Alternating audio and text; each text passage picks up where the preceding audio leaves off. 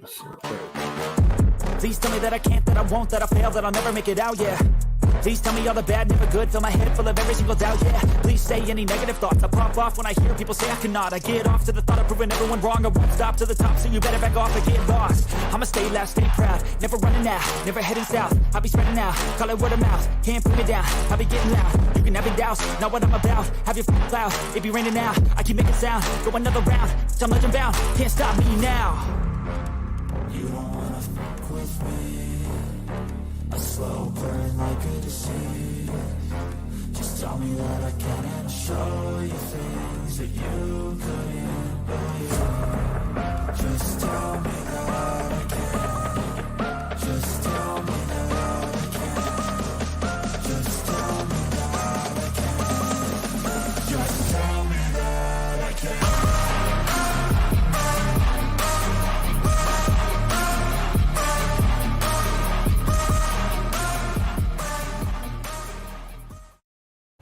All right. Good evening, everybody, and welcome to another edition of Unscripted. Make sure you like, share, and comment, and we duly appreciate it. And make sure you check us out now on ASAP's app that you can find on Google Play as well as Amazon. All Sports, All Plays Network, ASAP Network, I think is what it goes by. Check us out, man. It's really an awesome thing we're doing. And with me tonight, my co-host from another mother, but same father, as you can tell by the resemblance, my boy, Gonzo Gonzalez. What's up, baby? Hey, what's going on, Jay? You know, man, lots and lots and lots of stuff is out there, man. You know, let me ask you, Gonzo, man. Talking about it in the ASAP morning chat, they're trying to talk about Russell Westbrook in comparison to Joker and things like that, man. And I asked myself, well, who would you rather have on your team, Joker or Westbrook? And of course, they're like, and Randy Jowers said Joker all day. And then I'm like, well, what is the comparison, and why y'all beating up the Joker for the possible third MVP and pissed off that Westbrook didn't get it? I looked at their averages. Yeah, they all averaged triple, or they both were averaging triple doubles. But then you look at the field goal percentage, and it's 63% for Joker and around 43% for Westbrook. And I'm thinking, like, you know what? It's 20% difference. I'll give me the 20% because the way I look at it is, yeah, you can get a triple double, but how many shots are you taking to get the points part of the triple double? To me, that's a cancer. But what do you think? How do you feel about the whole comparison issue? And is it and does Joker deserve to have the third MVP? I think if he keeps playing if he finishes the season like he has so far, I think he does. To me, the one big difference is Joker plays better defense than Westbrook plays as well. And I know people say, "Oh, he ain't won nothing in the playoffs." Well, what has Westbrook won in the playoffs? He with OKC, he made it to second or third round, but that was when he had KD. Where he hasn't made anywhere by himself. Joker hasn't really had the help. I mean, in the bubble, Murray was there, but that was like the breakout year for Murray. And then after that, Murray's been hurt, MJP's been hurt. This has been the first year since then that he's really had help. So, and MVP doesn't go by what you do in the postseason. It's a regular season award. And if you want to say, okay, he don't play good enough in the postseason, that's fine. But that still don't change the MVP, because the MVP is a regular season award. How many times have we seen the guy get the MVP and not do nothing in the playoffs? I mean, it ain't like he'd be the first one that has ever got the MVP that hasn't went on to win a championship. No, absolutely, and I definitely agree with you on that as well, man. It's mind-boggling to me a little bit. But before I get too far into it, let me see here. Make sure I got my craziness here. Yeah, there we go. So, hey, make sure you guys check us out on Twitter at Unscripted Guys, all one word, and TikTok, Unscripted Sports, all one word. And yeah, man, let's get this bad boy cranking.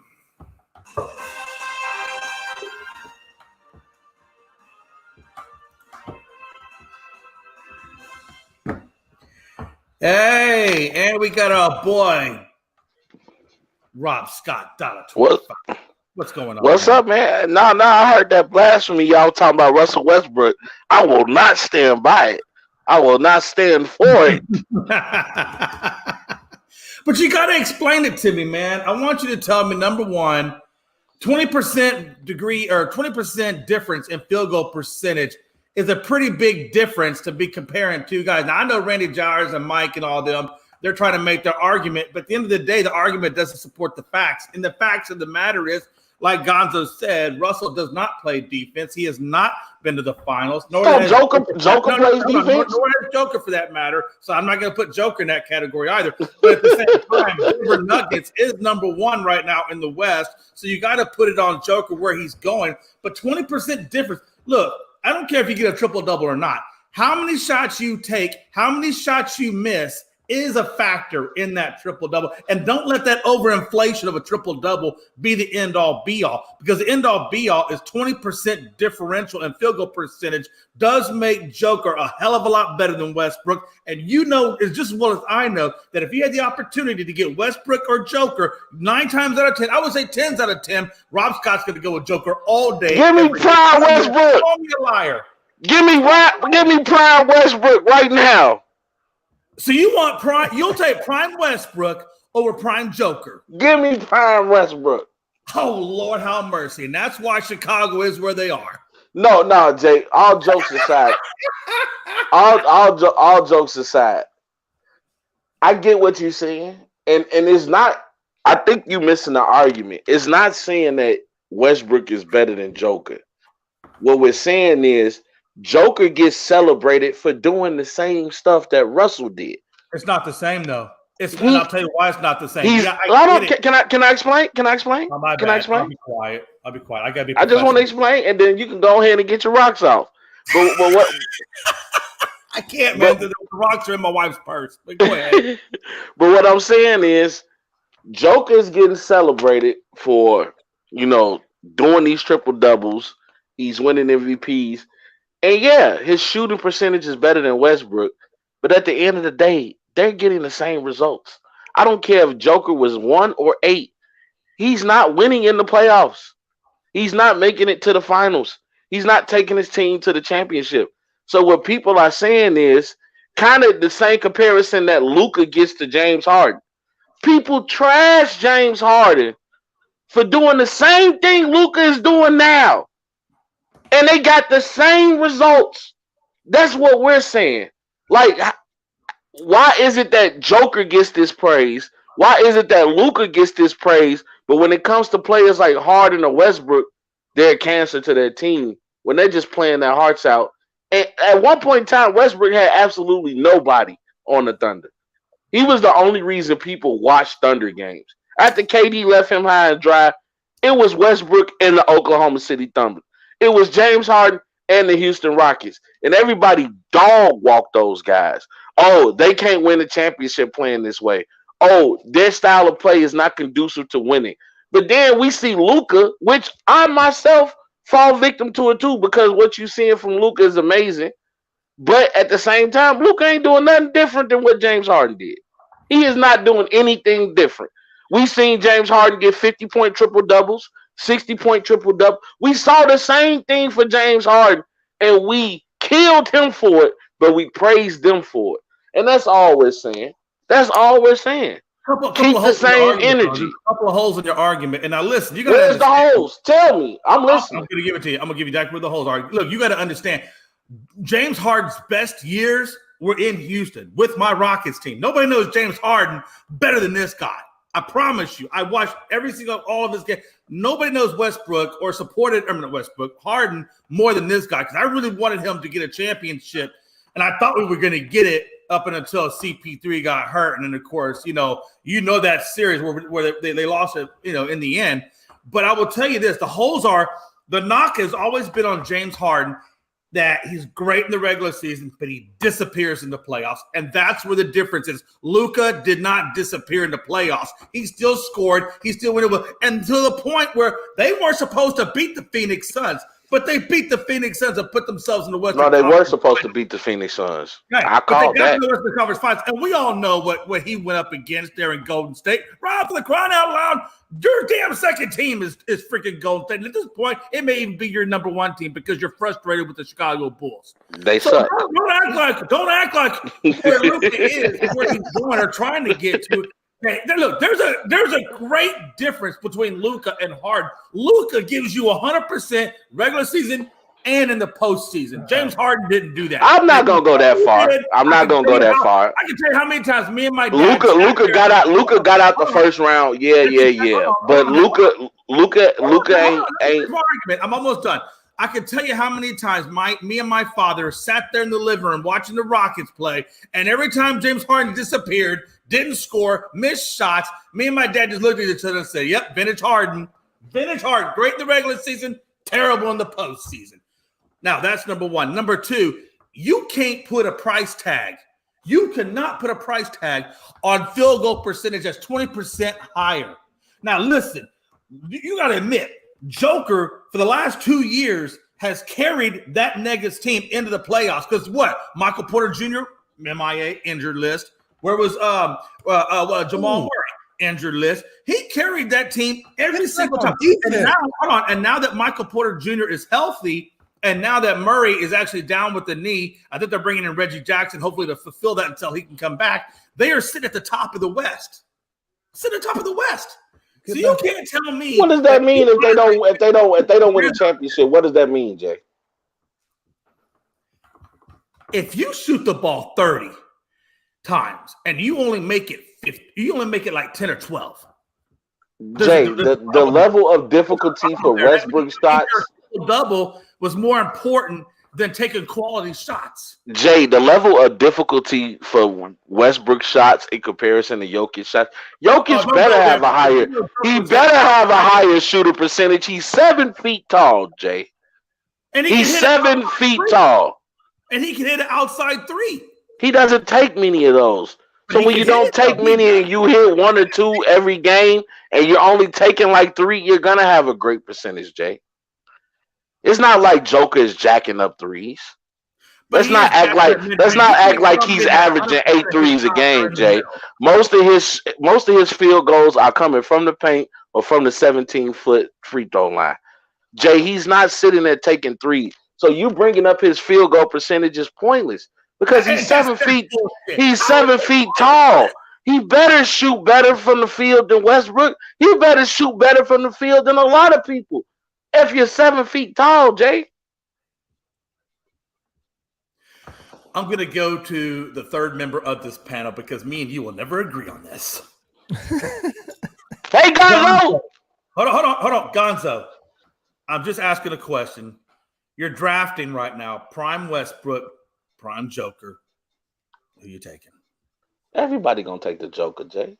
Then why the hell are we talking about who the hell gets a damn MVP more than the other? Why are we talking about We're not talking about who gets the MVP more than the other. What we're talking about is why is certain players, they get celebrated. Like, let's look at Steve Nash. Steve Nash gets celebrated for being a 2-time MVP. And he got what?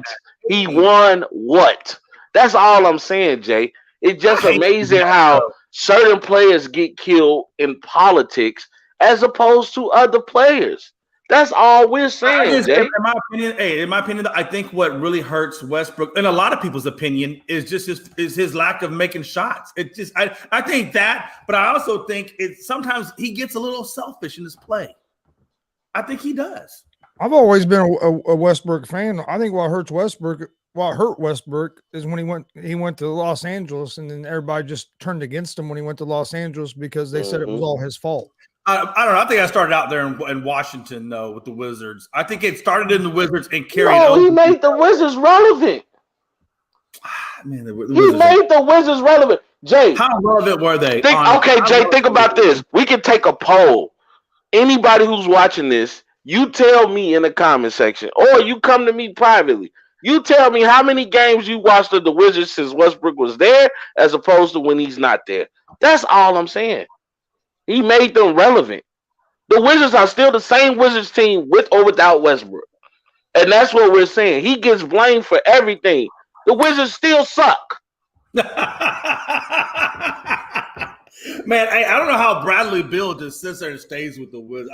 Because he get. Hey Jay, I can give you $200 million worth of reasons why he's staying with the Wizards. Hey, listen. Hey, not to promote Jerry Maguire, but when you get the Quan, get the Quan, baby, yes sir. Show me the Quan.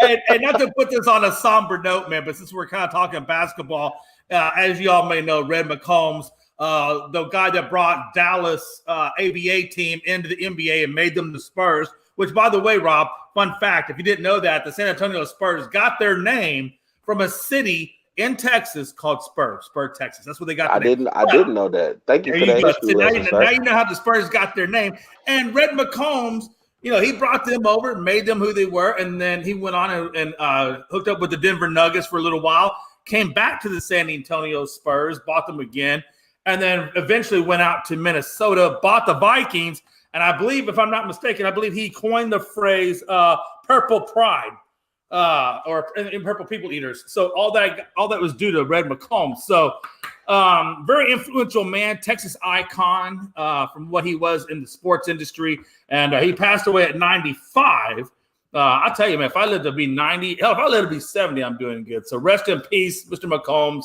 And then rest in peace to him. Rest in peace to him. I always say, if you get to live to 90, man.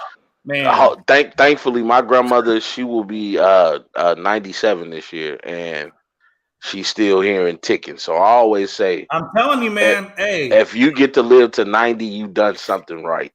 And that's just a testament to the man he was. I don't know him personally. Actually, this is my first time of hearing about this gentleman. But I just want to say rest in peace to him. My condolences are with his family, his close ones. And just his age just shows me what type of man he was. Oh, yeah. Rest in peace. He's been around for a hot minute. It's just, I think when he was most as prominent, honestly, I was around, but Rob, you hadn't been born quite yet, and neither had Gonzo, so it was kind of more of our heyday. But yeah, it's crazy. She said, because you're younger than me, guy. Do the math. Damn, Frankie, you don't be like that. Jay won't last. I'm hoping Jay lives forever.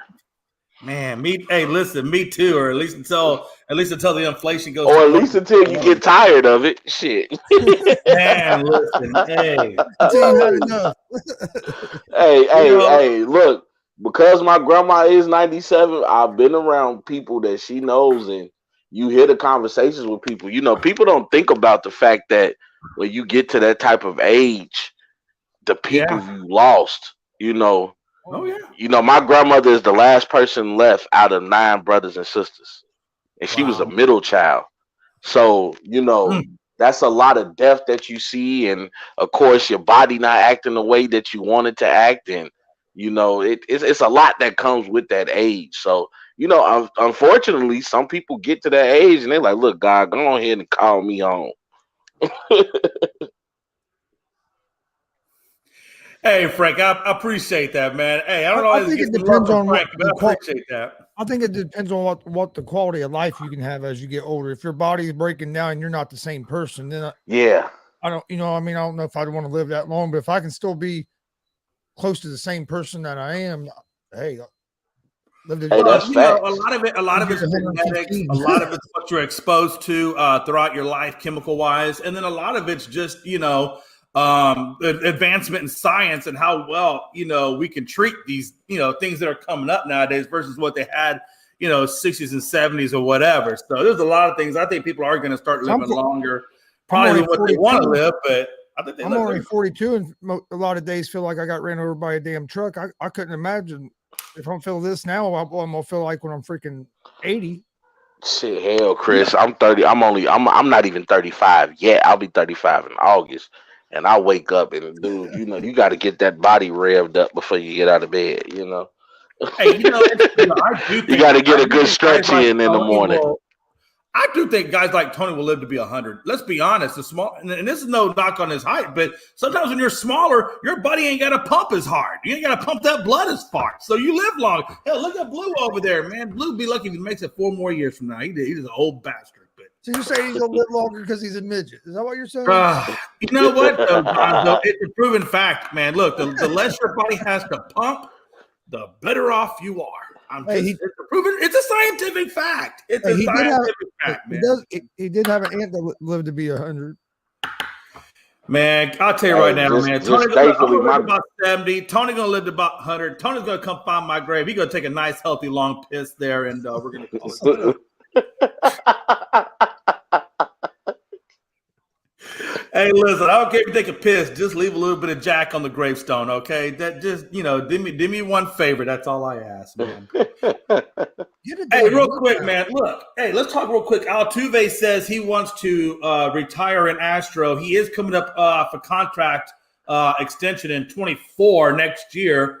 Bregman's contract also is coming up as an expiring contract, so he's going to probably want to get paid. Those are two guys, I think, right now. Valdez and Tucker at some point will be up under contract, but if they can get Altuve, Bregman, Valdez, and Tucker and some pretty decent deals, these guys can get locked up to 2024. They just locked up Javier until I think he got a 5-year, $60 million deal. So I kind of see maybe Valdez getting something along that line as well. So we'll see if they can make it happen, but they definitely got some deals to consider. Altuve is 32 years old. I think he gets a 2-year, maybe a $58 million deal. I think it's something probably maybe what he'll get, something along those lines anyway.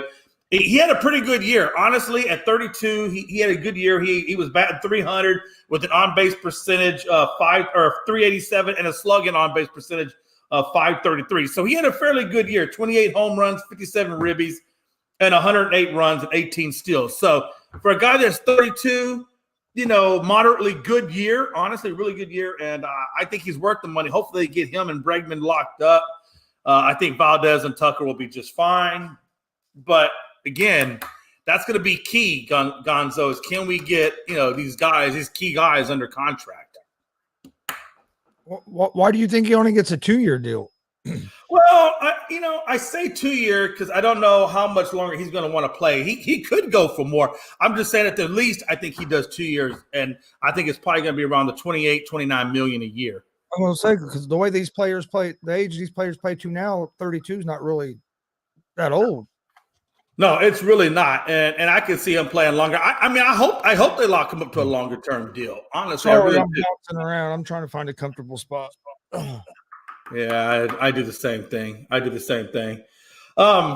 But yeah, so we'll see. I mean, like we were talking about earlier today with baseball, there's a lot of teams out there that are, making a lot of moves or have made a lot of moves over the course of the trading period and things of that free agency period. And now not my team. We're like the Chicago Bulls. We didn't make any moves. Did somebody mention basketball? Man, me and Rob got something in common, man. Hey, neither the Cowboys or the Bulls have seen the glory days since the 90s. It is what it is. Hey, Reds haven't either. It is what it is, man. When it comes to baseball, y'all ask me for my answer, and my only answer is my name, Jiv. Man, he said dashing Tony Gonzalez. Come on, hit it. And he said, of course, talking about the Astros and their players, winless ever end. I'll tell you what it'll end. It'll end when you guys start putting some hate on Boston as Mookie Betts comes out and talks about how they videotaped over there as well, even though he quote unquote says they didn't do it in the World Series. I call BS. We'll see. Hey, Frankie, you know, as long as Jay is hosting something, a Texas team will find its way into the conversation. Hey, all I know is there's nothing better than when you haven't been outside all day and your wife brings you some of this. I'm just saying. I got to be honest with you, man. My wife is amazing, man. She's a good woman. Bless her heart. Oh, and he brought me some dinner. Jesus, it doesn't get any better than this. Oh, Miss Mackey said I needed it. Man, well, bless Miss Mackey's heart. So she gave me two plates. I don't know what I did to deserve this. It must be National Celebrated Old White Guy Day. Old No, I love Miss Mackey. She's good people. Let's talk real quick about DK Metcalf, can we? I don't know if you guys know this, but at the Celebrity All-Star game, he took home the MVP of that. And of course, he's coming off a 1,000-yard season with Seattle over there. And now, after the NBA or the Celebrity MVP contest that he got, now the NFL is going to drug test him to make sure that he's not doing any performance-enhancing drugs. What do y'all think about that? I think that's ridiculous. I don't think it was from the MVP. It was from that video. Yeah. Did you see the video? Like they threw him a ball, and I know it was editing, but like he jumped super high to catch that ball. And I saw a picture after that was saying like from the NFL saying, hey, just make sure that pee is clean when we test you. Boy, listen, I'm telling you. And he had a good game, bro. He had a good game. He got a double-double. He got, what, 20, 10, and 4 blocks for crying out loud. But you got to think about this too, Jay. Most guys that play sports, like in a celebrity game, it's not really based off skill. Of course he's just more athletic than everybody he's a freak out there. athlete, man. Yeah, man. I mean, the dude is already one of the fastest runners in the NBA. I mean, in the NFL. I didn't know he could dunk like that. I was definitely shocked at that when he took off, because I was telling one of my boys, I'm like, no, he didn't just put the ball in the rim. He cocked it back. You know, you don't see that from non-NBA players. So, go ahead, Chris. I think a lot of people forget that a lot of these players played basketball in high school and stuff. Even if they go to the NFL, a lot of these guys were more than one sport athletes. Yeah. Yeah, because a lot of these guys ran track and field. A lot of these guys played baseball. I mean, a lot of these guys, you know, they're more than a one-trick pony. Love you too. Well, I do think it's ridiculous they want to give him a drug test, but hey, they done that to Adam Vinatieri a few times when he played for the Colts. They probably done it when he played for New England, but he had like a 53-yard field goal or something, and then next day they'd have him in there getting a drug test. And it's like, come on, just because somebody does something great doesn't mean that they're cheating. No, but I think it's almost like nowadays when people do things like that, Gonzo, that's just our go-to, right? I mean, he can't possibly be this good naturally. Let's just go on ahead and drug test this guy, right? I agree with you. I don't always understand it either, but hey, it is what it is. Maybe if they did that in baseball, records wouldn't be so convoluted. Jesus, man. I still kind of wonder about that too, man, honestly. And I'm not saying that, obviously Aaron Judge broke the 62 home runs. I don't know if they drug tested the man or not. They certainly didn't. If they did, they didn't make it public knowledge, but I'm sure they did. Who's to say, right? Tatis got busted. I think that's one of the things that stopped me from watching baseball too, because it makes no sense. Like at that time, steroid usage was okay, but yet in today's time, you're talking about literally ignoring somebody's stats because you said they were on roids when you were promoting people to be on roids because you were happy people were watching baseball again. So I think that's one of the real big reasons why I can't get down with baseball. Because it's like, roids are not. I mean, you still got to hit the ball. So for you to take away from somebody's numbers, that just makes no sense to me. I agree. You still got to hit the ball. Because I don't care how strong you are. If your hand-eye coordination is not good, you can be Hulk strong. If you can't hit the ball, that means nothing. Look, I agree with you. But this is MLB. And when you get to that level, as any sport, football, basketball, whatever, when you get to the ultimate level of that sport, things like hand-eye or things like making contact with the ball, that's really a moot point. Now you're looking at the X factors. And an X factor is steroids, which does give you power. Not really, Jay. I mean, baseball is such a complex sport that You get celebrated for hitting 30% of your balls. That's all I'm saying. Like, even when you make it to the pros, still not a high batting average. You get what I'm saying? Oh yeah, I mean, in the Baseball's a sports, game. I mean, no. And that's what I always used to tell the kids I coach. Baseball is a game of failure. Yes, It really thank is. you. That's a good point. That's all I'm saying. And this is coming from a guy that doesn't watch baseball, but I know the point of it. But I will tell you this: I do believe now that they're getting rid of the shift and going back to more traditional baseball, I do think the averages go up because I think people are get better contact hitting because they're not focusing on that one specific part of the field. So I do expect the batting averages to go up a little bit in baseball. I don't think it's going to be exponential, but I do expect them to go up a little bit, given that they're giving away that shift. I agree with Rob. I don't kill none of the guys that use steroids because baseball wanted promoted it. They knew it was going on, and they wanted them to keep doing it because it was bringing the game back to life. And again, hey, I don't want people to think that I'm look. I'm not saying, hey, look, don't keep my. I get all that. But I am saying when it comes to records, we do got to understand when somebody does it that's not on drugs and somebody does it on drugs, that there is a difference. Okay, I'm not blaming them for doing it. I'm not trying to hinder them from doing it. I say let them into the Hall of Fame. But when it comes to records, something like that, you do got to understand that there is a difference of being clean and not being clean. There's a difference there. But at the end of the day, it is what it is.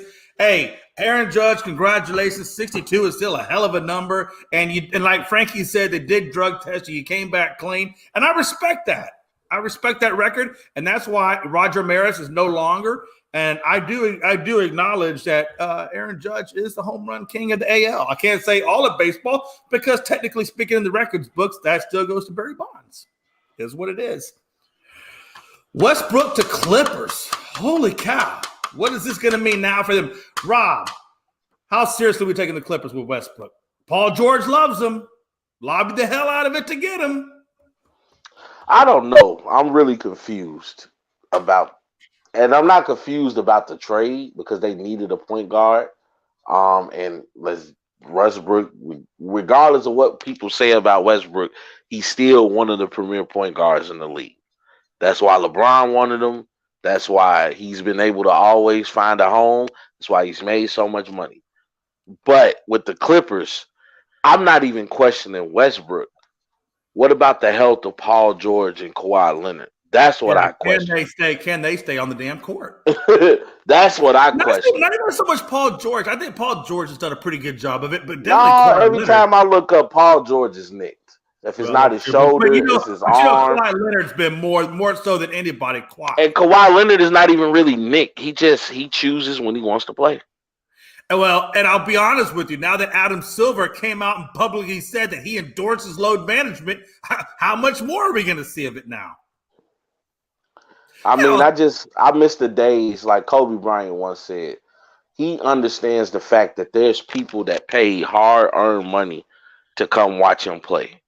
And he has a responsibility as an NBA player, as a premier NBA player, to make sure that he gives people their money worth because he understands where his bread and butter is coming from. People always ask, why do athletes make so much money? And I tell people, as long as people keep clicking on their TVs and putting their asses in seats in these stadiums, these athletes ain't making enough money, if you ask me. They not making enough money.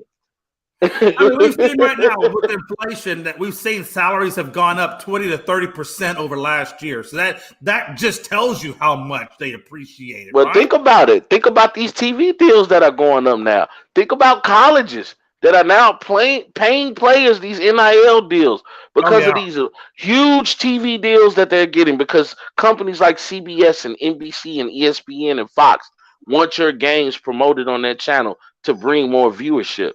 Yeah, these players are not getting paid enough because I always bring up the question, if they're getting paid this much, imagine the people that's signing their checks, how much they're getting paid. Since we're talking about NIL deals and we're talking about load management, by the way, I'm putting a pin into Adam Silver. We're coming back to Adam Silver because I got a question about that. But real quick before I forget about this, because you did bring up a good point. Now that they kind of just putting the NIL in, at what point – because you know that the players have sometimes taken bowl games off because they didn't want to interfere with their draft status, possible injury, this, that, or the other. What do you now think? Should the NIL, is that a positive thing to keep them from doing that? Because I've got to be honest with you, if I'm a company and I'm endorsing an athlete, I'm putting it in that NIL contract. Yo, you are going to play in bowl games. You're not going to take off. Could that then counteract those athletes that were trying to sit out? And I'll tell you, Pitts, the tight end from Atlanta Falcons, was one of the guys that did that. Of course, there's other athletes as well. But Rob and Gonzo, do you think the NIL will help athletes to not do that, or you think it's going to stay status quo? Well, the NIL is basically just in college. I don't think that's going to change a whole lot, because these players, they're going to give up that little bit of money if they think there's a chance they're going to get hurt to go make a lot more money in the pros.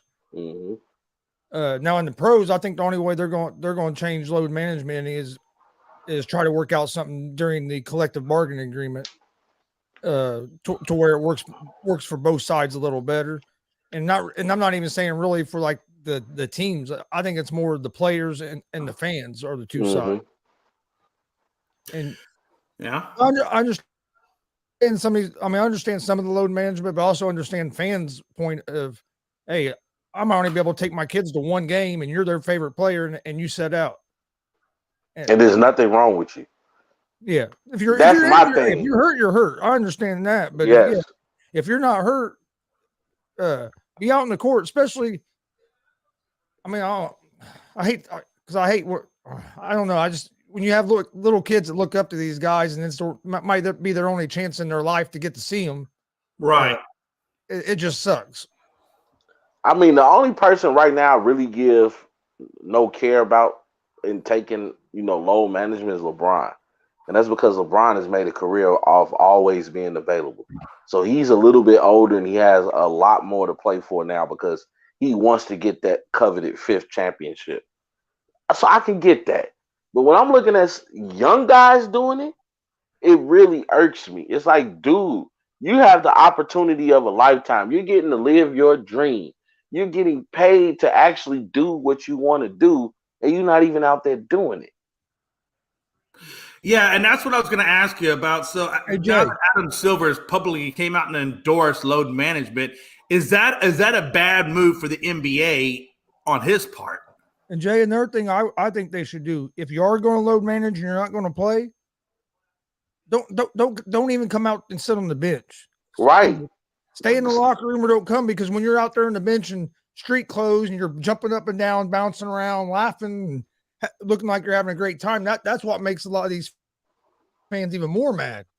Where if they don't see you, then they could say, okay, he might be injured or something. When they see you there looking fine and like you really don't care, that's I think why it even makes it a little worse. Yeah. Right. To be honest, if you're if your income level is such that, you're getting the great, seats and things like that, and you're doing this all the time, so it really doesn't matter if that guy plays or not.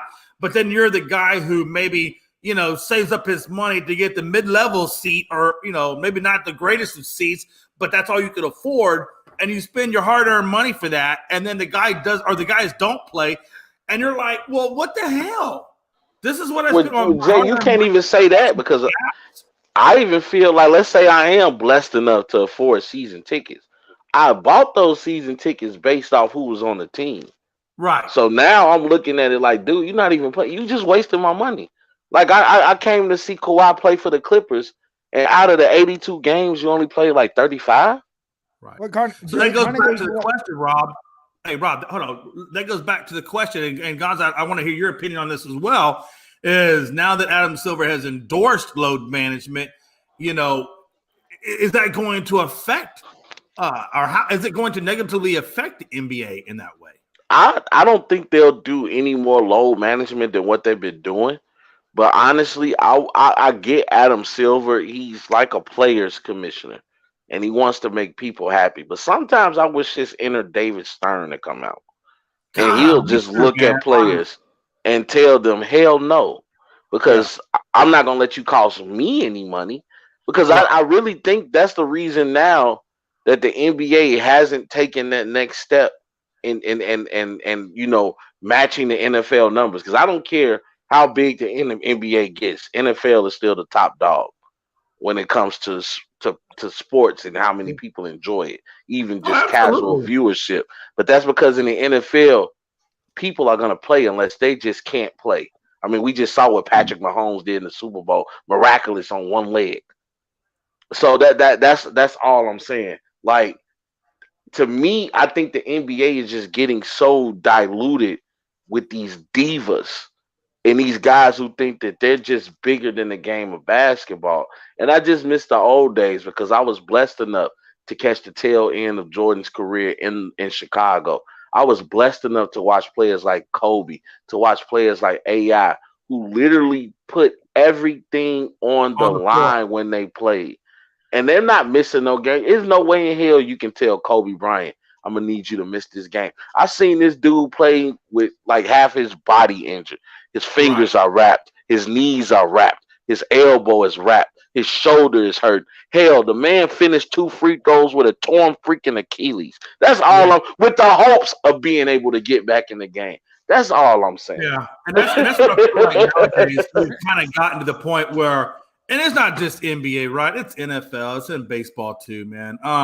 Where these I don't really think so. In the NFL, most people, they take off like close to playoff time when like they know, okay, we're in a position where we can't get any higher in the standings, and if we lose, we're not going to go any lower. So let's just rest our guys for the playoffs. I can understand that mode of thinking. That I can understand. But when you're like in game 44 in an 82 game season, and you're like, I'm taking load management today, dude, screw you. Hey, not to make fun of it, but Billy, man, what's up, baby, man? I appreciate you hanging out with us tonight, man. I think a lot of it is Adam Silver. He's done some good things for the NBA, but I agree with Rob. He won't stand up to the players like Stern did and say, no, this isn't happening because this isn't good for the game. You don't really see him early take a stand like that. It's usually let's find a way to make it work for the players, which is that's good in a way, but you can only do so much. You can only be a players commissioner so much. You still have to be the commissioner. Their boss. Well. You still have to be their boss. Yeah, you can't just be their friend all the time. You can't. Hey, I tell you one thing my mama used to tell me, and God knows I love my mama. But when I stepped out of line, she'll look me in my eyes and say, I ain't your friend, boy. Hey, and it's right. Hey, listen. Hey, that's sometimes you need that's the kind of love you need, that tough love, and that's the thing. I got to be honest with you guys. There is literally only one industry that you can work in that you don't have to go to work all the time if you don't want to, and that's sports. You tell me a doctor that just says, you know what, I'm not going to perform this life-saving surgery today. I'm going to load manage. I'm going to go play golf. Hey, you know what I'm saying? Like, do you really want your doctor load managing? I don't know if I really want that. I'm just saying, or just anybody. What if an ambulance guy says, I'm going to load manage, or the firefighter, you know what? I'm not going to put that dude's fire out. I'm not going to go rescue that guy. I'm going to load manage today. Nobody else can do that. And I feel like sometimes athletes take advantage of that, and they hold fans hostage to that because they know that we are so intertwined around sports entertainment that we don't care. We're like, you know what? It is what it is. And they still make billions of dollars. Entertainment. I'm telling you, entertainment is the only industry where you can do that. Nobody else can do that. Everybody else does that, they're fired, looking for another job somewhere else. I'm just saying. What a time to be alive, man. Real quick, let me ask you guys this. Was anybody offended that Karl Malone was getting honored alongside Kareem and LeBron? I don't know. Every time I see Malone now, all I think about is that 13-year-old girl, man. That's all I think about when I see that guy now. Like, I don't even look at Karl Malone the same anymore. I never was a big fan of Karl Malone anyway, so.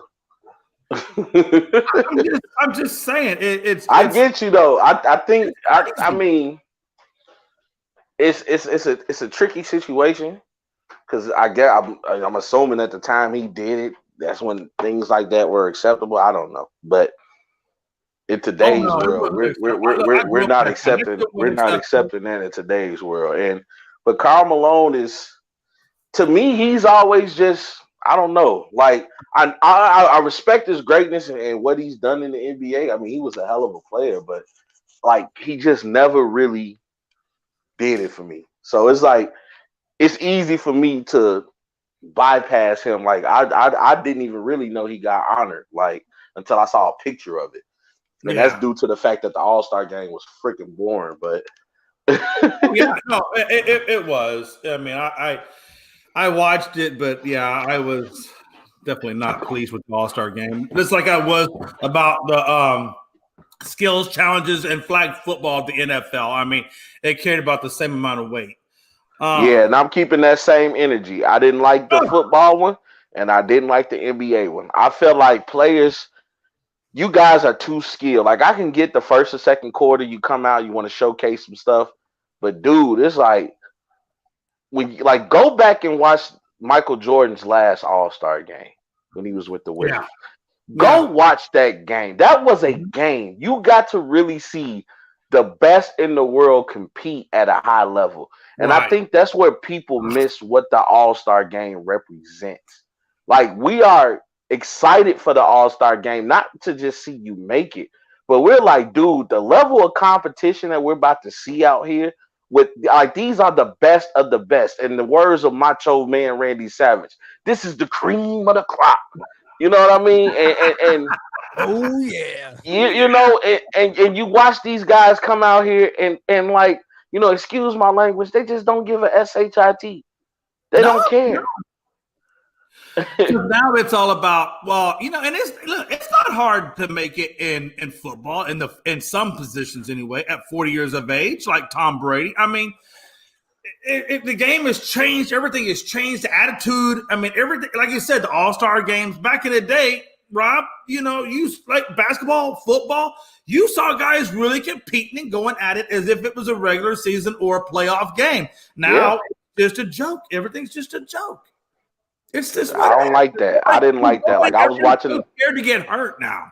Like, dude, I'm watching the All-Star game, and then I look down, and then like I ended up started watching Mike Tyson's new podcast with The Undertaker. Right. Like, hot boxing. Yeah, like I'm just sitting there like, dude, I was not interested in the NBA All-Star game at all. I didn't watch any of it. I didn't even turn it over there. I watched XFL on Sunday instead of the NBA All-Star game.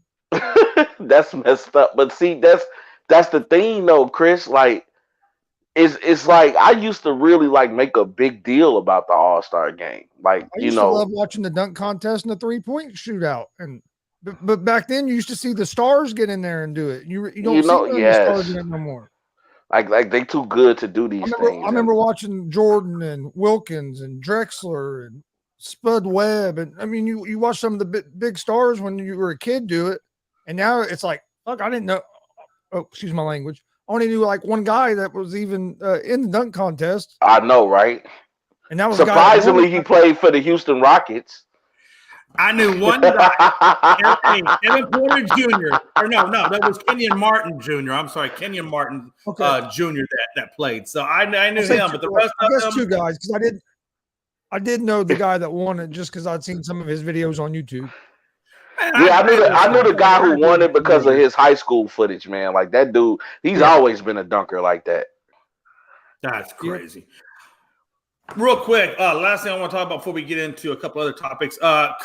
Stephen Cohen has come out and said that he believes spending the $116 million above the cap, or not cap, but into the luxury tax he's going to pay additionally to the money that he has actually spent for the year. It does not mean that it's going to equate to a title, really.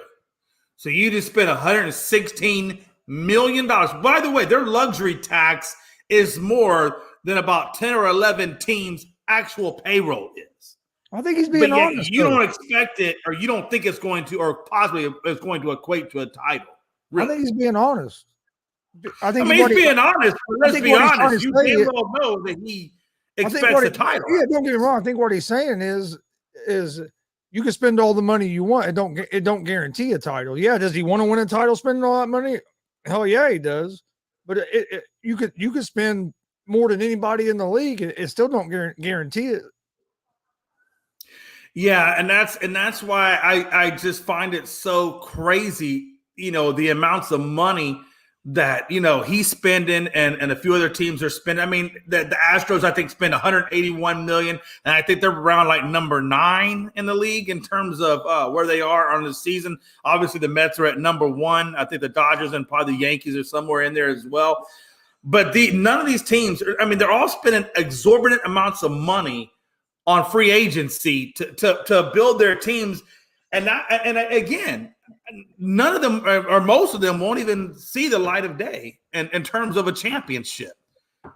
And that's why I still think the recipe has to be build through your farm and sprinkle them with free agents as you need. This, Jay, real quick.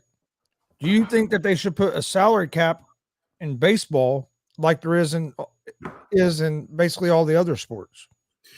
Yeah, honestly, I think at the very least, and Gonzo, I know you've mentioned this, and I so wholeheartedly agree with you. I think there's got to be at least a minimum. There's got to be at least a minimum salary or what you spend. So every team I think 90 million. Yeah, like 80, 90 million at least or something. Yeah. You should be able to spend 30 million on your roster. Hey guys, don't give them no ideas, because if God blesses me to have a son, that's the sport I'm telling him to play. Oh, yeah, go play baseball. No salary cap in baseball. Go ball out. Get that $400 million contract.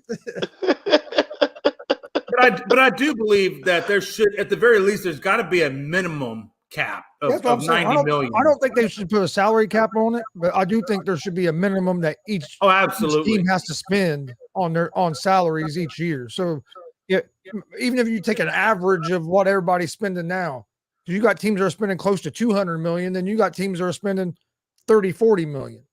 So I mean, make it to where every team has to spend at least 80, 90 million, because I think then at least you're going to get more competitive teams, and I think that would help the game grow, because you have more than just the same 5-6 teams that you really think have a chance to win it every year. I do think that if the A's do wind up going to Vegas, which it looks like that's possibly going to happen, I do think they spend more. I don't think they move to Vegas and don't up their payroll. I just don't see that happening. Yeah, but they're not the only ones that do it, though. Oh, no, not at all. Tampa Bay's in there. Miami's in there. There's a few teams that are in there that just won't spend more than $70 million. Yeah, I think the Reds might be in there as well. Oh, I don't think. I know. I mean, I haven't looked at payroll, but yeah, I'm pretty sure you're probably in there. And again, you got to spend money to make money. I get that. But just like people who underspend, overspending kind of get you the same result. You know what I'm saying? I mean, I think the 180 mark, 190 mark, 170 mark, on your payroll, it's about right, because we're spending about 170, 180, somewhere in that neighborhood. That means you're building through the draft and you're sprinkling your team with a few free agents here and there to help you along. And I'm maybe you're pitching or, your designated hitter or whatever the case may be. So I think that 170, 180 is a good sweet spot to really, truly be competitive for a title. I don't watch baseball, but I definitely don't want to speak on putting a cap on what I think a player is worth. Like if a team feels like that player is worth that, then spend what you got to spend to get them. No, I agree with that. What we're saying is I get you on the minimum. Okay. But Jay is saying he think it should be a cap. No, I'm saying a cap on the minimum. Oh, cap on the minimum. So you saying like everybody should spend this much? Right. Okay, I get you. Right. Yeah, because I don't want to put a cap on what I think nobody can make. What was said about the ones that are in the $300 million or $400 or $500 million, whatever the case may be. Just because you're spending all this money, you're probably setting yourself up for failure, because that's a lot. That's $111 million over it. If you don't get that championship, but then again at the same time, it is New York. You have some teams. You have some teams that spend $200 million a year on in salaries on the roster, and you have teams that might spend 40 or 50 million. I get where the Yankees can spend that kind of money because they own their own damn was it Yankees Entertainment Sports Network? I mean, they had their own damn network. So I get where they're making their money. I mean, it's the Yankees. It's the Yankees. Now the Mets are they're Mets are in that league too because Cohen got money. Look, that team but the Yankees are like the Dallas Cowboys of baseball. Pretty much. Love them, I hate them. Everybody knows the Yankees. You know what though? It's funny though, man. Is like even the Cowboys don't spend the most money though in the NFL. That's because Jerry Jones understands the concept of the deal. Oh yeah. Well, he's a salesman. Jerry Jones. Plus in the NFL, you have a salary cap too. Yeah, well, that's true. You do, and right now the poor Cowboys about $7.6 million over it. So it's going to be interesting to see how Jerry works around that, if he does work around that.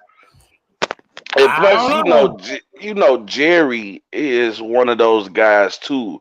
He kind of believes in what you were kind of just talking about, Jay.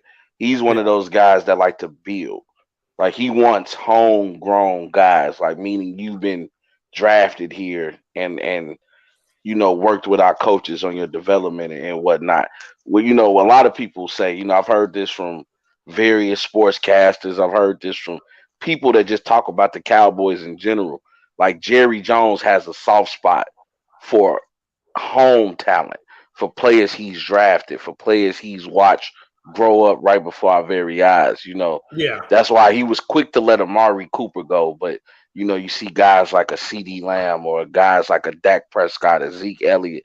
He has a soft spot for those guys because he's like, we drafted you. You're a Cowboy for life. You know what I mean? Right. So and when he means by we drafted, he really means he drafted because Jerry one of them people to say we, but he really mean you gonna do it. But he'll be like, we'll get the job done for you. Oh yeah, yeah. And sometimes Jerry, I think Jerry Jones puts his loyalties too far in some spots. Like I said, Jason Garrett shouldn't have had that job as long as he did. Kellen Moore shouldn't have had that job as long as he did. As long as you kiss his ass and say yes, sir, you're gonna keep the job. No, you're right. No, you're right. As long as you're a Jerry man or a yes man, you're gonna probably keep a job for a hot minute over there. Look, i.e. Paul McCartney. I mean, whatever his name is. Mike McCarthy. I'm saying the Beatles. Lord Jesus. I was like, man, how we go to rock music? I went to the Beatles. Mike McCarthy. Man, I tell you, what a time to be alive. Let's talk a little Kevin Love real quick. Yes, sir. Hey, he's getting picked up over there in Miami. What does this now mean for Miami? How do we view Miami? Can this guy find the Kevin Love from the Minnesota days when he was putting up all those big numbers? Or are we going to see more of the older Cleveland Cavaliers Kevin Love? No, I think this Kevin Love is exactly what they needed. I don't think Miami, don't get me wrong, I don't think Miami's going to the finals or anything. But I think Miami became a little tougher because now you have another guy that can space the floor. You have another big. We know sometimes Miami like to get out and run. You got a guy that can see the court that's been very good. To me, he was one of the originators of the long pass. Like Kevin Love will see you run the break, and he's going to get you the ball no matter how far you get. And like I said, he can stretch the floor. He can't quite rebound the same way he used to, but Kevin Love can still get you about 6 or 7 boards a game. So, I think this was a great pickup for the Miami Heat. Does it change life for them? No, but it's definitely a move in the right direction because you're bringing in a guy who can also talk to some of the young guys on that team. He's a former champion, and he's played with one of the greats and LeBron James. And like me and Mike Hughes had this conversation. People forget who Kevin Love was in Minnesota. Like people be talking like he trash or something. I'm like, do y'all watch basketball? Did y'all not see that this man went for 30 and 30? Like that's not easy to do in the NBA. You know what I mean? Like, yeah. And so, it seems to me though, when he left Minnesota and he got over to Cleveland, it wasn't like that anymore for him. Well, it was kind of like the Chris Bosh situation. You're like, when you become the third best guy on the team, unfortunately, you're not going to get the same praise as number one and number two. Exactly. And I think he kind of, when he got over there with Braun and all them, especially in Cleveland, I just think he got lost in that shuffle, like you're saying. Now that he's going over to Miami, is he going to get lost in the shuffle again? And more importantly, if you look at his numbers for this year so far, he's averaging 8 and 6. He fell out of the rotation over there at Cleveland, which is why they wound up buying him out. According to him, the word on the street is he's got a thumb injury that has affected his shot. Can Kevin Love get back anything close to where he was? Oh, he ain't gonna be what he was, but I think he can still be productive and be a productive player on a winning team. Because like when he went to Cleveland, he didn't put the same numbers up they did in Minnesota, but it wasn't like it was because his play went down drastically. It was because he was the second, third, most time third option. So he didn't have to be that guy. He kind of played his role, and then now he's getting a little older. I do think injury has had a little bit to do with his production this season, because last year he played pretty well for the Cavs. So I think this year there's been some of the injury. I think if he can stay healthy, he can go to Miami and be a productive part of that team. I don't think like in the finals, but I do think he's still a player that can be a productive player on a good team. Yes, sir. I agree. I think his body changes too. Like my boy made a funny joke earlier. I was still laughing about it. He talking about that can't be Kevin Love. This man went from Paul Wall to Paul Walker. He talking about how much weight he lost. I'm like, hey, but you know what though? Like, hey, Gonzo, I completely agree.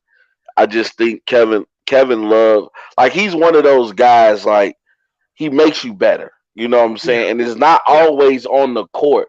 He's just one of those great veterans that you will love to have just to talk to people, because he's been there, done that. He's an all-star. He's been an all-star. He's a champion. I mean, he had a big part of some of winning that championship too. He did part of that team. Right. Yes, he most definitely did. They don't win without Kevin Love. And people don't understand that when you make statements like that, we're saying that you don't win without every piece that you do. Miami don't win without Bosh. That's the thing, though. So now you're gonna have what? He's gonna be probably the third or maybe even the fourth option with Adebayo, Butler, Kyle Lowry, and so forth. Do you think? Not even Kyle Lowry, with Tyler Hero. Yeah, Tyler Hero. That's right. Tyler Hero, the dog, boy. That's a dog, right? I love me some Tyler Hero. Pause. But that's a dog right there, boy. When I tell you that boy got game, people be sleep on my boy Tyler. But hey, real quick though, the Heat have been talking about trying to trade Lowry out of that spot to somebody else. Do you think he continues to try to do that? Is that even a possibility at this point now? I don't think it's a possibility to trade for him, because I mean, we just gotta admit, Kyle Lowry is trash now. Yeah, he's old and he's not the same. Like, see, one thing people underestimate is when you're a smaller player, when you have whatever of athleticism you have or whatever chip you have on your shoulder, you need that. The difference between the small player and the big player is, I might diminish in athleticism, but guess what? I'm still 6'9".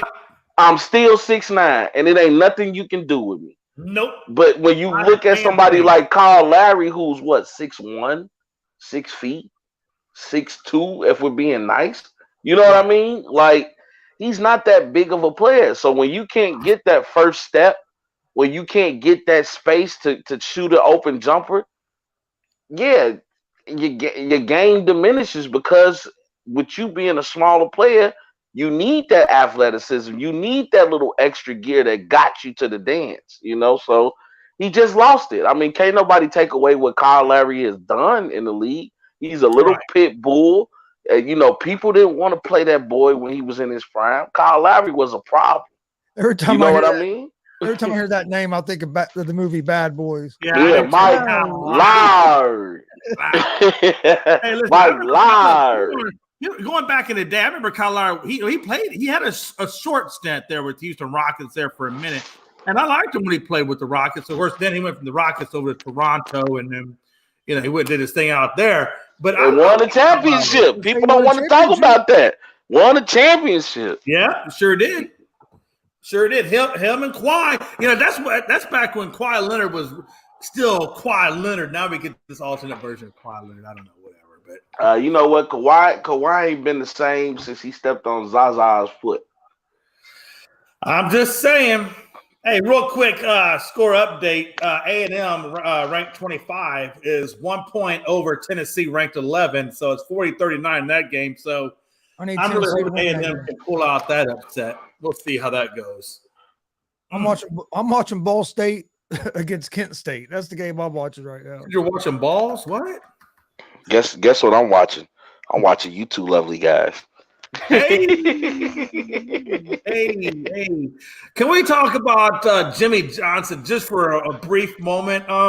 He is transitioned now back over to stock car racing and NASCAR. He left the Indy 500 and he made his first appearance back.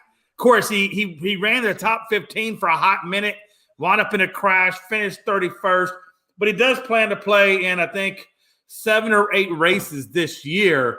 Do you think he captures another win as he's in his comeback tour to NASCAR? Oh, man. I don't know. I would say you never bet against Jimmy Johnson getting another win just because how dominant he was in NASCAR for years. Right. But I never being a racer or – I mean, I watch NASCAR sometimes. I don't follow it like a lot of people. I don't know, like if you're not in there for a while, what kind of effect does that take on you getting back into the car? But I would say he has a chance. I mean, to me in NASCAR, it's one of them sports that any weekend, everybody has a chance because just so. I mean, there's so much that can happen. Like a big wreck at the end of Daytona kind of affected that race. Oh, absolutely. There's so many variables in NASCAR that I think really about anybody has a chance. If you start the race, I think you have a chance. Rob, history was made in NASCAR this race. I don't know if you're aware of it, but if you allow me to, I'll give you some information real quick. This was the first Daytona 500 that was won by an ownership comprised of a female and an African American. First time ever. And this sport's been around for 70 years. I mean, we're talking about the good old boy sport. And just to kind of give you an idea who that African American male was, he played in basketball. It was Brad Daughtry. Oh, I know BD. Oh yeah. Yeah. The big man. It was him and Jody Garricker. I hope I say her name right. They won.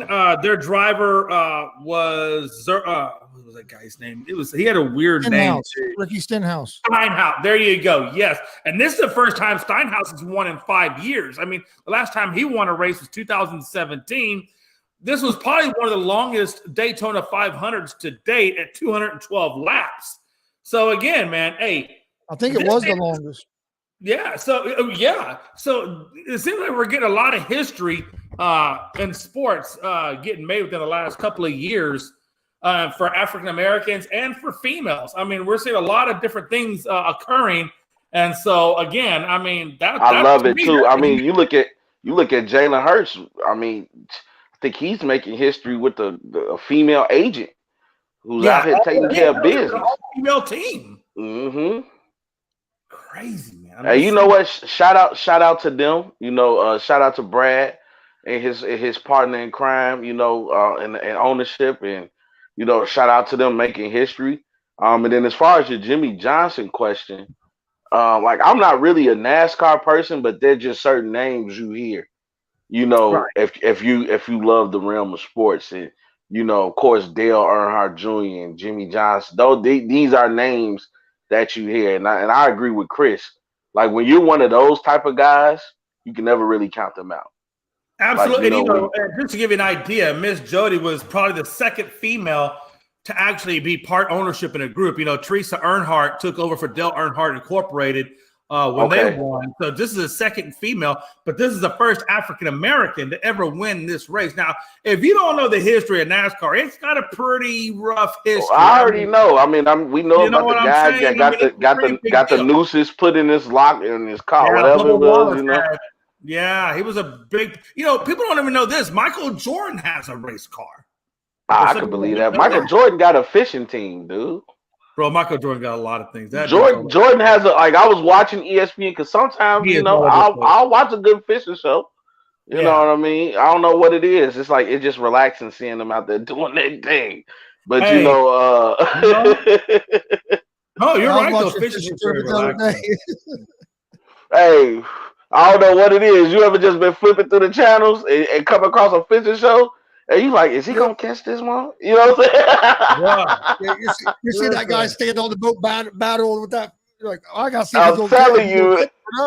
Hey, listen, if you get some of those marlins can get pretty damn big, and they can give you a couple hours, if not, you know, several hours of fight before you can get that thing in. Oh, hey, I believe it. I've actually been fishing a couple times. It's actually something I enjoy. So hey, shout out to fishing. Hey, Rob, you know a fish is big. And I don't even eat seafood. You know what I'm saying? But I enjoy fishing. Rob said I don't even mess with that seafood, but I don't mess with seafood. That's why I laugh at people. People be like, I don't eat pork. I say, do you eat shrimp? Yeah, then you eat pork. That's the pig of the water. Well, I don't know. I hear you. Hey, shrimp is. I also say catfish. Catfish is like the pork of the seafood. No, it's shrimp. Shrimp eat everything. Everything. Well, hell, catfish do too. Where do you think they live? They live right there on the damn bottom. Hey, I believe you, Jay. You a down south boy. Y'all know something about some fish. Listen, they got some catfish that are about as big as a damn car in some spots. If I do try some seafood, it'll be in Louisiana. Man, listen, Rob, you ain't ready. Rob, you been to Louisiana? I haven't, but it's definitely on. It's a to-go-to spot. Man, I love Louisiana. I do. It's an armpit of a state, but they got food for days, and it's beautiful. You said an armpit of a state. It is, man. Listen, Louisiana's a rough area. Go down to the French Quarter. There's something wrong with Jay. I love Jay. Oh my God, I love Jay. I'm just saying, listen, Louisiana's the armpit and Mississippi's the butthole, okay? No, I believe that. Mississippi was the butthole that let the butthole screw them over. Oh, Lord. And I'll tell you right now, Arkansas ain't too far from it. Or Alabama, because I've been down there. Look, we ain't even gonna get into my conversations. Me going down south. I just thank God I'm from up north. That might be a whole different podcast. You feel like a whole different place. I walked in the gas station. You ever seen a movie where somebody walk in somewhere they ain't supposed to be and the music stop? Right. Hey. I went into a McDonald's trying to go use the bathroom, and everybody looked at me like, "Who's this dude?" I looked at my uncle, say, "Man, we could pee on the side of the road. Man, ain't got time for all this." Hey, listen, I hate to say it, but Texas got a few spots too. I think I've shared my Viter story with you guys before. I'm just saying, there's a few spots that. But guess what though? We're all cool, so that's all that matters. Hey. What makes this world, that's what makes this world beautiful, right? Podcasting brings all types of people, and we love every bit of it, brother. Real quick, last topic for the night. Manny Machado looking for the big payday. Now, they're, according to some reports, $154 million apart. That's no small feat. I think what they're trying to give him, the Padres, respectfully, is a 5-year, $105 million deal. And Manny has a different thought process. He really wants the big 10-year, $400 million payday. So these guys are light years apart. Do you guys think that Manny Machado gets the deal done with the Padres?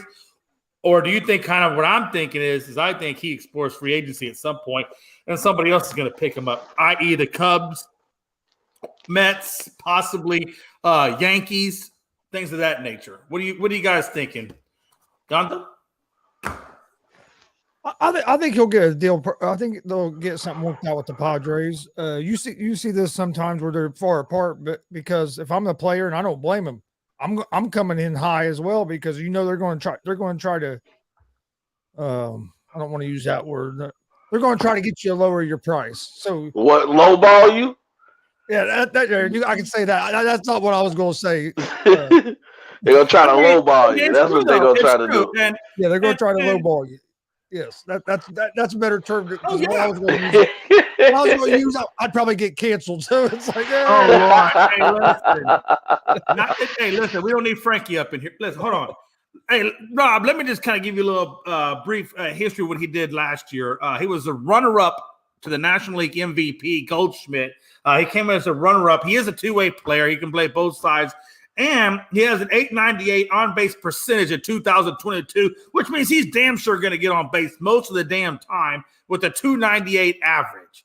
So this guy's putting up great numbers. I honestly tell you, 2022, if you look at it just that year alone, it supports him for the big contract. But Gonzo, does he get it? Rob, do you think he gets it? I think my name's Jeff. Yeah, I think he'll get a big. I don't know if he'll get what he's asking for. I think he'll get more than what the Padres have offered him so far. Right. I do think that because he'll be able. If the Padres don't offer more, he's going to be able to go somewhere else and get more than what the Padres are offering him right now. I just don't know if anybody's. I don't know if anybody's going to want to give him a 10-year deal because I'm not. Well, he's 30 right now. So if you give him the 10-year, I'm not sure exactly how old he is, but yeah, he's 30 right now. You give him the 10-year, he'll be I think by the time he signs it, he'll actually be it'll probably go to about 40 or 41 years of age. But 30 is young in baseball, ain't it? It is. It's 30 is right when you're coming into your prime. If I was the team, I'd probably try to want to get around a 6 or a 7. Let's do a 7-year deal. Do a 7-year.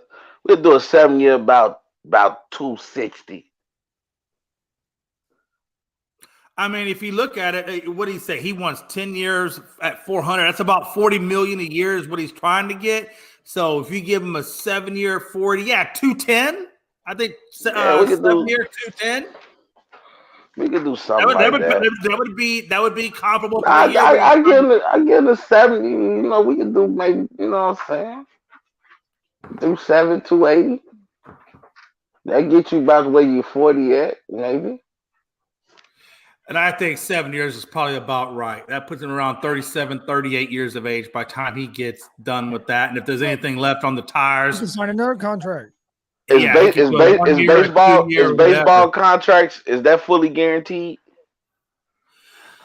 I don't think baseball is fully guaranteed.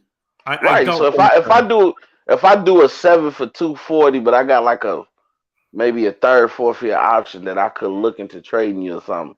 If I'm a team, I'm gonna negotiate too. Like, okay, well, if it ain't working out in about 3 years,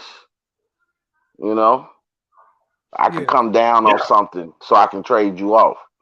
You know what I'm saying? Maybe I give you a 3-year guarantee and the 4th year option or something like that. Oh, that's interesting. I don't even know baseball, but I know contracts. I know about trying to keep some money and trying to get some money. Right here. Hey, Rob, I misspoke. I'm going to correct myself. It says, compared to other sports, Major League Baseball contracts are different in that most deals are fully guaranteed, meaning that except in extraordinary circumstances, a team is on the hook for 100% of the money in any contract except for performance bonuses or team options. So there's your answer right there. You know what I got to say to that? Hell yeah. Damn, I should have played baseball. Hey, Rob, that's why if you have a son, you want him to play baseball, right? I want you to play baseball. I need that whole 300 guaranteed, bucko. Now, Rob, hold on. Before you get all crazy throwing them in that direction, you got to understand now, trying to go through baseball is a much slower experience. You got to go through the minors and then up that ladder. I mean, there's a process to it. Much like, NBA or NFL. There's a process to everything. So, Jay, guess what? Pros and cons. Guess what, Jay? It's a process to greatness. Well, there is a process to greatness. It's a process to greatness. Guess what? You piss excellence. If it wasn't no process to greatness, everybody would be great. Man, ain't that the damn truth? Ain't that the damn truth, man? Literally, hey, out of the mouths of babes comes the truth. God, what a time to be alive. What a time to be freaking alive. All right, guys. Hey, we're gonna get some final thoughts, and then Rob, I fully expect you to light one up. I fully expect to be plastered in unk. I already did. I've been doing that since we've been on the show. I'm sorry, you shouldn't ask.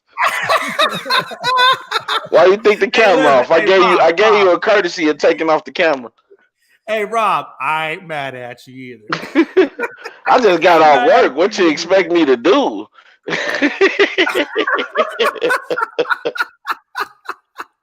Hey, listen, what you do behind the camera, hey, nobody needs to know about. Hey, but the key word, the key phrase in that was, I just got out work, so at least I did something productive throughout the day. Hey, listen, you have been productive. Therefore, my brother, you light it up and drink it up, okay? Yes, sir. All right, let's get into some final thoughts. Rob, give me some final thoughts, man. Anything specific you want to say? Man, we were speaking about greatness. I just want to talk about how I had the pleasure of sitting with these two great gentlemen right here, and Mr. Chris Gonzo and poor Jamal McLovin. I'm just saying, I love these guys, man. Jamal. So my final thoughts is, anytime I get to sit down with these two gentlemen, I know it's going to be a great time.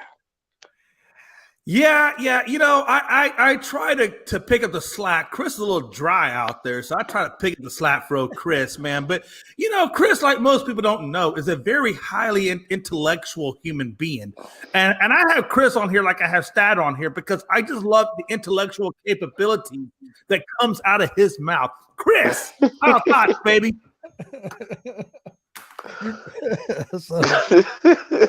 Jay got issues. My final thoughts. Man, they're long and deep too. Let me tell you. Hopefully, Ball State don't blow this damn basketball game here. But no, it's always nice jumping on here with my boys and talking some sports. And don't forget to go check out the new ASAP Sports mobile app at the Google Play Store on Android, Roku, and Amazon. Yes, sir. We doing it big now, boy. Hey, mama, we on the app. If you have a Fire Stick. You have Fire Stick, you can get that app right there on the Fire Stick, watch it on your TV, so go check it out. Somebody tell Jay Ness. Man, it is coming on the iPhone at some point. We are not far off of the iPhone. So right now, Android, Google Play, Amazon, like Gonzo said, Fire Stick, very easily accessible to our content.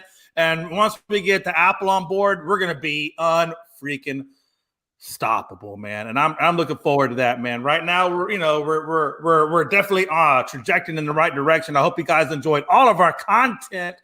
Check out Gonzo tomorrow. Well, me and Gonzo tomorrow. Gonzo, you doing a baseball show tomorrow? Yes. 9 a.m. So check Gonzo out at 9 a.m. with Stat Guy. They do a lot of great things. Gonzo, send me the link. I'll probably jump on there. Let's talk some Astros. Let's talk some Reds. And I think Stat Guy's a Cubs fan. Let's get it going, man. He's definitely a Cubs fan. That's my boy. My boy Dustin. I'd never seen Dustin get so excited from the time I've known him until today when that quarterback got drafted USFL. All of a sudden he jumped up, arms there. Oh man, dude, he is so Lindsey Scott. That's so everything Lindsey Scott, and that is beautiful footage. By the way, I want you to know that Lindsey Scott is a Texas product. Here we go. Here we go. Old Texas boy. Hey, y'all tell Jay Ness I got the new slogan for his for ASAP. Tell him, Mama, we on the app now. Hey, that's my new slogan for Jay Ness. Hey, you gotta play that. You gotta play that sound bite every time ASAP come on. Mama, we on the app now. Hey, listen, man. Y'all throw out some prayers for Logan Landers. He just moved in his woman for the first time in his life. He just bought his first apartment for the first time in his life, and that boy has no idea what he's in store for. Not even a clue. He is Logan, go ahead and live it up, Logan. Live it up. Live it up, my boy. I want to see the first time she leaves some underwear and them bras in the bathroom floor. Oh Lord, Jay, he in for an experience. He don't even understand. Bro, listen, there's no way. Hey, listen. Your space is my space. Your money is my money. I always joke with my wife. She'd be like, "What's mine is," she'd be like, "What's yours is mine, and what's mine is mine." Hey, listen, and she's a Latina, and I've been married to a Latina before, and I know exactly how they are, and they are brutal. Why are you always talking about Latinos for, man? Like, what's wrong with you, Jay? For 20 years. I lived in that community, Gonzo, for 20 years. 20! And it was the longest part of my life. I spent most of my time in that community scared for my life. Hey, boy, you gonna have one of them girls come out to you. She gonna be like, "Mira, shut up, Bro, okay?" Listen, hey, listen. My ex-wife came home one day and she's like, "Jay, why is all the cutlery gone? Why do I have all this?" I said, "Baby, because I don't know you that well. And I saw what happened the last time. So I made sure every knife in this son of a bitch is made out of plastic." Hey, somebody cut the camera. Somebody cut the camera. Jay about to get us canceled. We just got on. Listen. Everybody knows. If everybody knows, anybody that knows Jay McLovin really knows Jay McLovin knows that I have a weakness for Latina women. I love it. Hey, boy. Hey, boy. Did your wife just buy you dinner? You got a weakness for her. That's all. Wink. I know, man. You can't say that on TV. My wife, I remember one time we was you get off here, you better hide your lady was walking in front of me. This lady was walking in front of me. Hey, you say you better hide them knives. No, Rob, I want you to listen to me for a minute. I was in Walmart with the wife one day. Now, mind you, the wife is in front of me. I am behind her. Her head never turns around. But there was a young Latina woman, probably mid-20s, that's about 25, 26, just got out the gym, had the nice little booty shorts on and walking in front. And as we made the right and the lady was no longer in sight, the wife stops. And I'm like, okay. And she turns around and looks at me, shit you not, and says, "Did you enjoy it?" What am I going to say? No. She knew I was lying. Of course I see. Well, baby, I'm with you, so it doesn't matter. But I just love how hey, the head never even looked at me. At all. With Jay. Oh my God. He said, "I'm with you. It don't matter." You're just digging that hole deeper and deeper. Yeah, listen, that hole was dug many years ago. He said, "I'm with you. It don't matter." Hey, that was a great answer, though. Hey, look, it's like what he say on Saturday Night Live when he played George Bush. Hey, you just deny and slide. That's it. Deny and slide. That's it. Deny and slide. All I know is, man, since I've been married twice now, I have learned to do the Matrix. I can bend, I can turn bullets, I can do all kinds of crazy things. You learn these things with women. I'm just trying, and Logan doesn't know this yet, but he's in for a world of craziness. But on that note, Logan, our best advice to you: don't listen to Jay.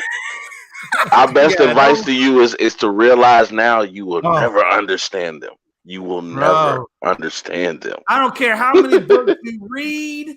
There is no book that is ever going to give you all the answers. Facts.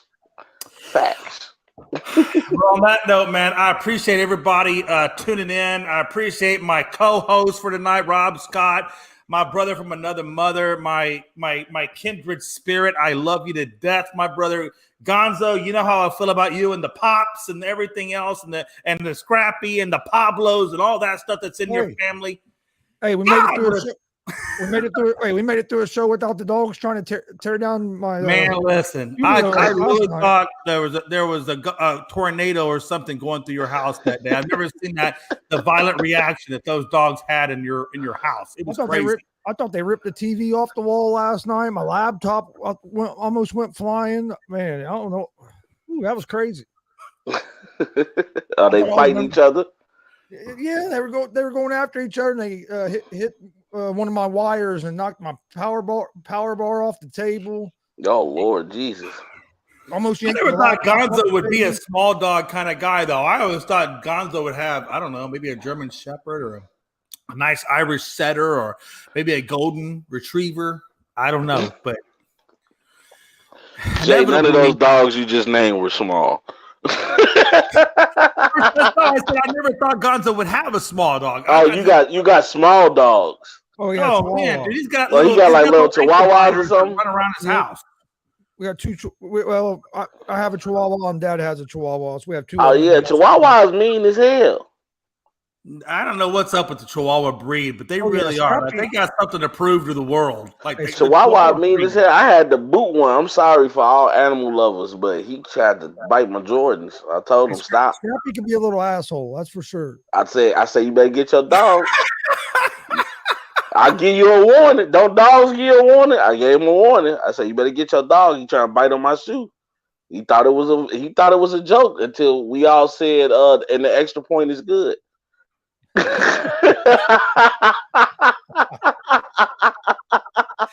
Boy, I tell you what, I said it before. I bought my mother a teacup Chihuahua, super small but very feisty, and she put the thing in her purse. We went to a high school football game. This guy's walking around the track. He's got a Rottweiler. We're about maybe 2 levels or 2 benches up, so very, very close to the track. The little dog jumps out the purse, gets down there in front of the Rottweiler, and I looked at my mom and said, "Okay, well, what's your next dog going to be? Because this dude's done." And sadly enough, though, the Rottweiler had no idea what to do with this. I would say less than a pound at the time, Chihuahua, and luckily he just, I think the dog was dumbfounded. And Harley, his name was Harley. The dog lived to be 16 damn years old, but what a time to be alive, man. Honestly, just amazing. All right, fellas, everybody's going to go back to their regularly scheduled programs. We will catch you guys tomorrow morning on ASAP at the base, around the bases with me, Gonzo, and Stat Guy. And then you'll have at the 1 o'clock afternoon blitz. And I think there's a morning show possibly at 10. So those are the lineups for tomorrow morning. Also, Gonzo will have his betting show right after the afternoon show. Make sure you check Gonzo out. He's coming out of a slump. He's back on track. He's going to give you the winning picks, and we're all going to be millionaires. Until next time, it's your boy Jay. We got Rob Scott, and we got Chris Gonzalez saying, "See ya." Where's my thing at? Pearland.